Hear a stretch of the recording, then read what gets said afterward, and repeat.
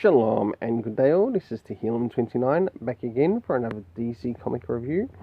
And to be honest, I didn't really have any plans on reviewing this comic, but until I read it, I didn't even check out Comic Boom's review on Aquaman issue 2.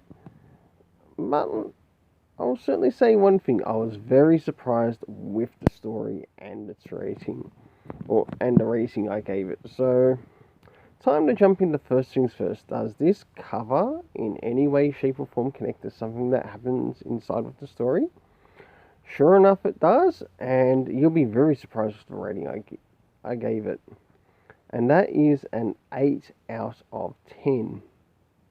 I'll now go to showing some of the internal art in relation to this. And I will show some stuff around the beginning, middle, and of course the end. And we'll of course get to see some of the things that are happening with the story. Starting now. Now, this is some art around the beginning of the story. And this takes place sort of like after the first couple of pages. And as you can see here, we have Aquaman and Black Manta trying to work together and also Jackson Hyde to work with them in a case that they're actually trying to solve together. And of course, things don't go so well in this particular conversation. I'll now jump towards the middle. And to start off, where this event occurs, it happens in Paris, France. Jumping directly into the middle of the story, Jackson Hyde has decided to run to find Mera, and of course Mera has finally shown up, and he's returned to Atlantis. And in between this, we also have something that happens in Bexley, Ohio, which occurs in between this. And in this era, or in what's actually happening here, there's a bit of a discussion in regards to Arthur Curry's behavior, and of course Jackson Hyde is a little bit suspicious, and he's wondering if Mera's also noticed, but then he's also looking in relation to what's being set up in regards to one of the corpses. So basically, for example, going to an Atlantean morgue and trying to work out what's happening there.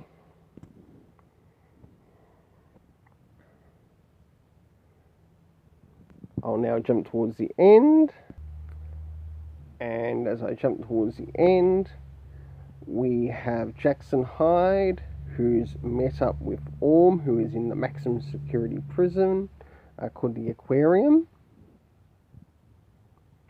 And we also have some things happening here with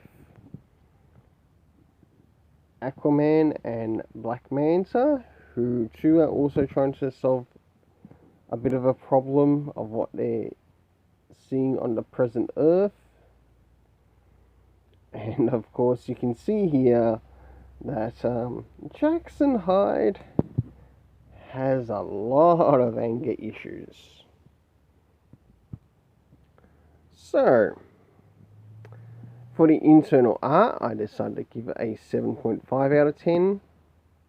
And you'll be pretty surprised of actually what rating I gave the story. But before that happens, I really need to start to cover the areas that are connected to the story. Number one, did we get any comic references?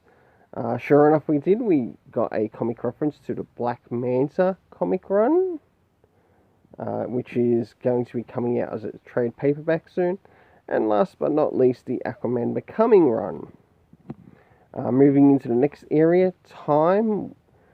this is about the only thing that was sort of missing in the story, but did it somehow ruin the story? Not a lot, but it wouldn't have hurt to include time in the story, considering when some of the events were taking place, and especially in regards to that particular Atlantean lettering was exposed. I would have liked to have known what time that was taking place when that was actually being investigated in Bexley, Ohio.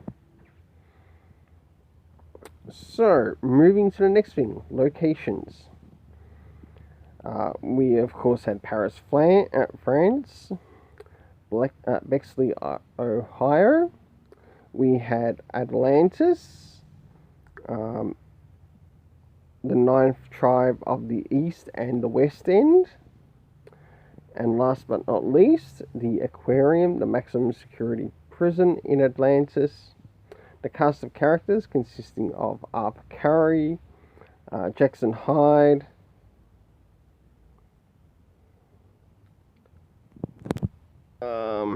Black Manta, Mira, Garth, so one of the original Aqualads, Dr. Stephen Shin, and we also had Tula, and last but not least, Orm.